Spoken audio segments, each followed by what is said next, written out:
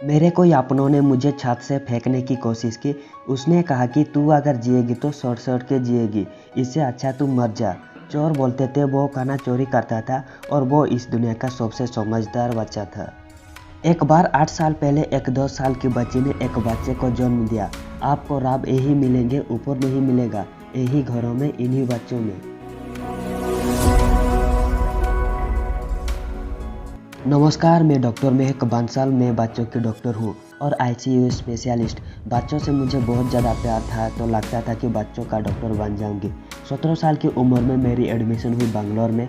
जब मैं फ़्लाइट में थी तो मेरे साथ मैं बीमार पड़ गई। वहाँ पर जब पहुँची तो मुझे पता चलता है कि मुझे एक बीमारी है और उसके करके अगले 5 साल तक कभी आईसीयू में एडमिट, कभी बाहर में। मेरे बहुत सारे टीचर्स ने कहा कि छोड़ दो, तेरे बस की बात नहीं है। पर हार मानना तो सीखा ही नहीं था। ऐसे करते करते अपनी एमबीबीएस ख़त्म करी और उसके बाद मैं बच्चों की डॉक्टर बनी। मेरे साथ एक दिन ये हुआ कि मेरे कोई अपनों ने मुझे छत से फेंकने की कोशिश की। उसने कहा अगर तू जिएगी तो सड़-सड़ के जिएगी, इससे अच्छा तू मर जा।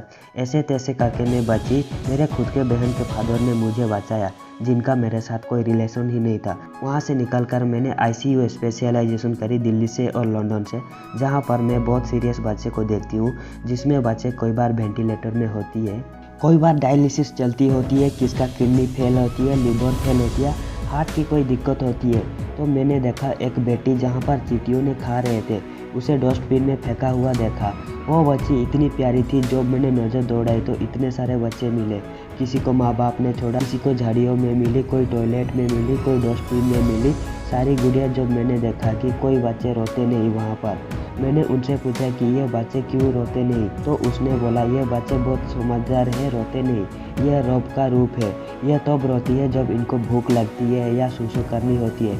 उस दिन मैंने डिसाइड मैं एक लड़की हूँ और अनाथ के लिए जीऊँगी और मुझे लगा कि शायद यही मेरी काम है।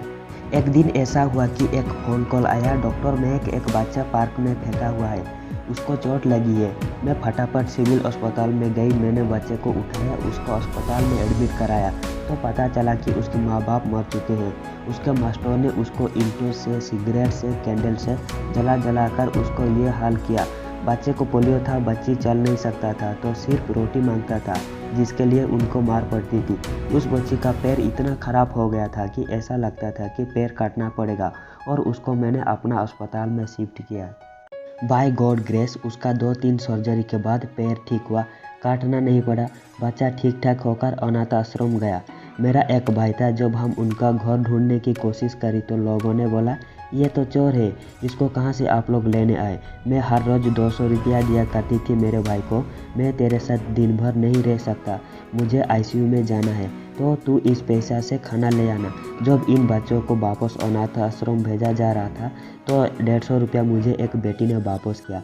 बोला दीदी ये मेरे पास बचा हुआ था, ये आप ले लो, क्योंकि अब तो मैं हॉस्टल जा रही हूँ, वहाँ तो खाना मिलेगा, और बहुत खुश था। उस दिन मैं रियलाइज़ किया जिसको लोग चोर बोलते थे वो खाना चोरी करता था और वो दुनिया का सबसे समझदार बच्चा था, ऑनेस्ट बच्चा था। ऐसे करते करते ऐसा भी हुआ है, एक बच्ची को उसका स्टेप फादर ने रस्सी बांध के मारने की कोशिश की। जब नहीं मारी तो उसको ऑयल पिन से मारी, जलाया, उसको पीछे बड़े बड़े नेल पड़े हुए थे। वो बच्ची बैठ नहीं पाती थी, वो मेरे पास आई, उसका इलाज किया, सारा कुछ किया, उसके बाद उसको आश्रम भेज दिया। हफ्ते बाद जब उसके पास गई मैंने बोला बेटी कैसे हो, तो वो ज़ोर से मेरे को पकड़ा और बोली कि आपको पता है मैंने पढ़ाई करना शुरू कर दी है। एक चीज़ मैंने और देखी कि इन अनाथ आश्रम में 18 साल के बाद बच्चों को बाहर छोड़ दिया जाता है कि वो मैच्योर हो गए, उनको बोला जाता है दुनिया में निकल जाओ। इनमें से कोई बच्चे ऐसे होते हैं, मिसिंग होते हैं, जिनका कोई नहीं होते हैं। इनके पास कोई 1 जमात पढ़े, कोई 2 जमात पढ़े, कोई 3 जमात पढ़े। 3-4 दिन तक मुझे नींद ही नहीं आई कि मैं क्या कर सकता हूँ इन बच्चों के लिए।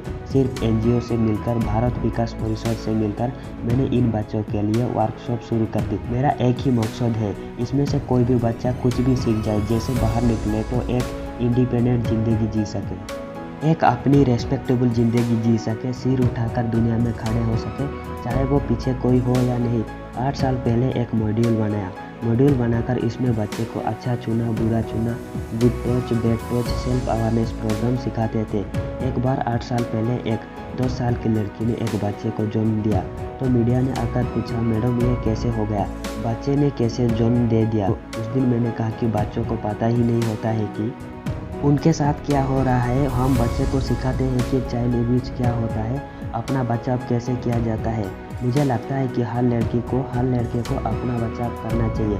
मैं एक ही बात कहूँगी कि अपने लिए हम सब जीते हैं, थोड़ा सा दूसरों के लिए जीना शुरू कर दो, इन बच्चों के लिए जीना शुरू कर दो, क्योंकि रौब आपको मंदिरों में और गुरुद्वारों में नहीं मिलेगा।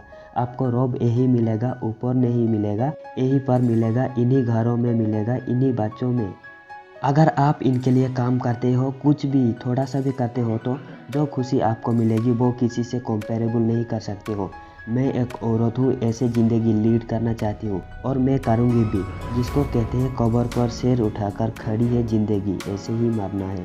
आपको ये वीडियो कैसी लगी कमेंट में ज़रूर बताना। अगर आपको ये वीडियो थोड़ा सा भी अच्छा लगा हो तो प्लीज़ वीडियो को लाइक करें एंड अपने दोस्तों के साथ शेयर करें। अगर चैनल पर पहली बार आ रहे हो ना, चैनल को जरूर सब्सक्राइब करें।